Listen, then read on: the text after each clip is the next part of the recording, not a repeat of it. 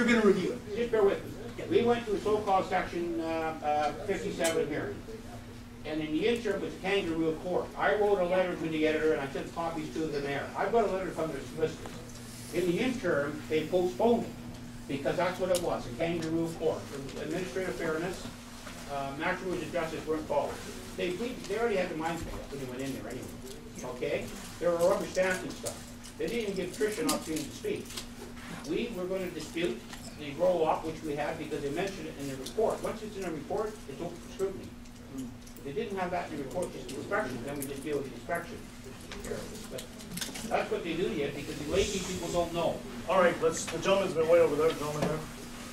I personally had my residents showed up at my place about a week after I was in a car accident. So I was heavily undergoing the effects of whiplash and such. They show up at my house. And my residents wanted a search, and I said, no, I'm not going to allow you to search. I understand what you guys are doing, but sorry, it's just not coming into my house. There's nothing going on here to worry about, but whatever.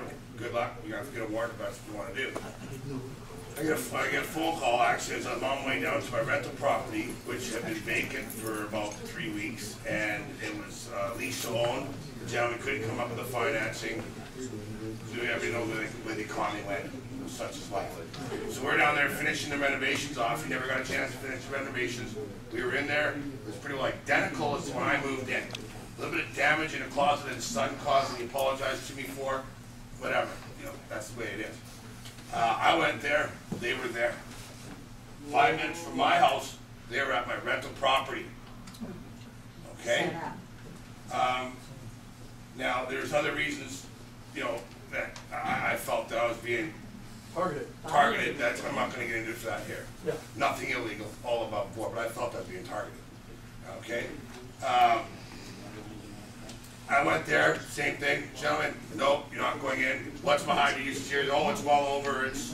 It jumped from 400 to 450 or something. And I don't understand any of that mumbo jumbo. To me, it causes anxiety and stress. And I don't do well under that at all.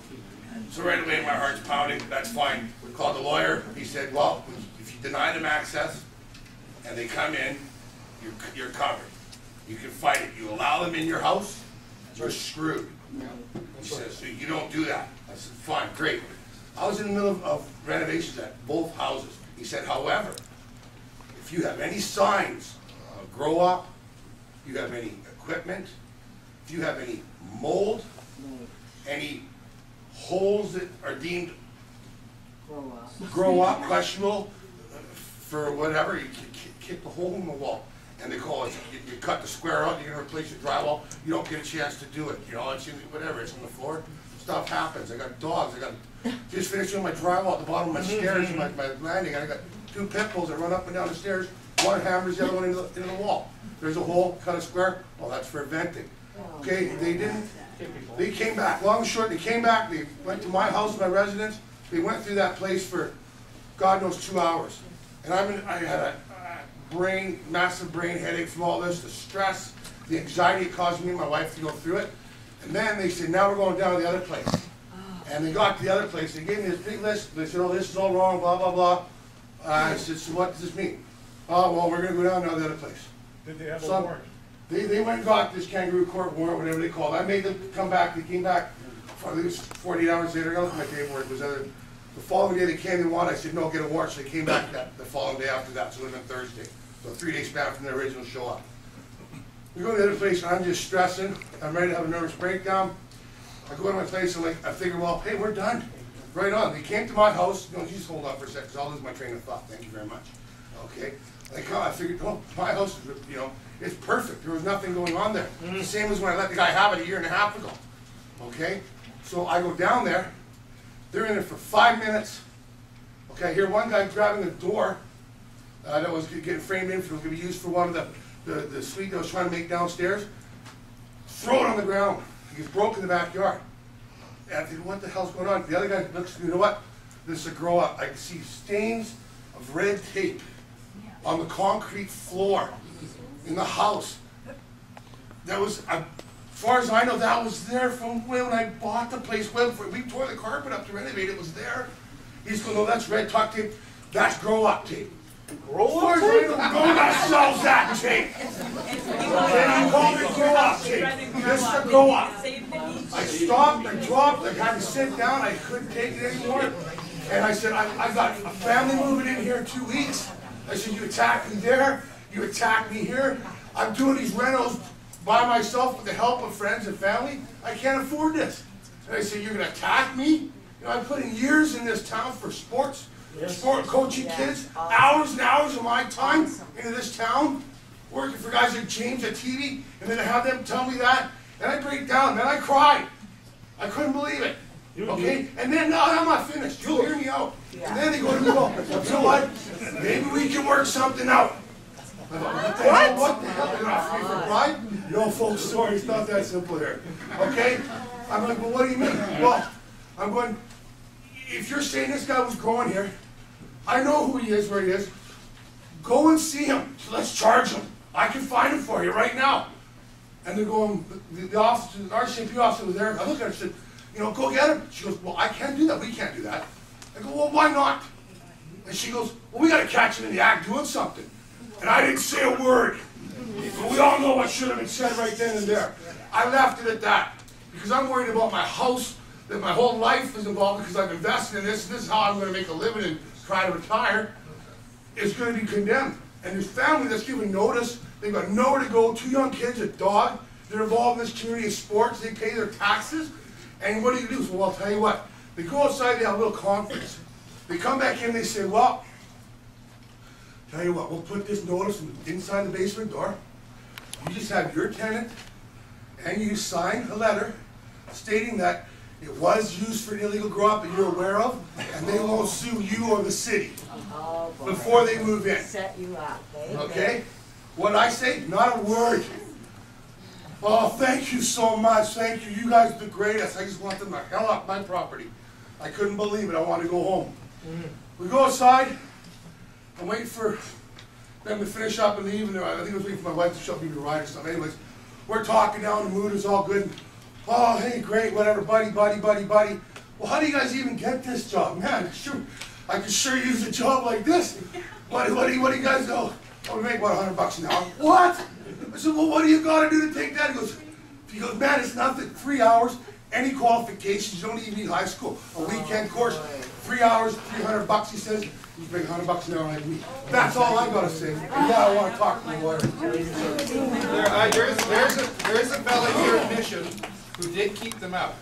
When they gave him the 24 hours, he got an electrical contractor to come in, wrote up a statement that everything meets or beats code. He stood at the driveway and handed it to him, and they never came back. It's good to know. It's good to know. Gentlemen, the royal lawyer's been waiting. Yeah, I've been in business for 43 years in construction, and I had them come into my place. And I'm going to tell you something. Oh, I better get Those 3 assholes were so inept, they would not let me follow them around. They come in for a safety check. Please, show me what the problem is. I live here. I don't want to die. Guess what? Out. They locked you out. They did the same to me. They walked around my place with their boots on, with salt on their goddamn boots, because it was a snowstorm we had in 2008, in December. And you know what they said when they left? You know what? We're going to be really nice because it's so close to Christmas. We're not going to order you out of your house and shut your power off. And I said, yeah, you're damn right you're not. And it's not because you're nice. Okay? Now, I'm telling you, I've dealt in every municipality in the Lower Mainland with inspectors.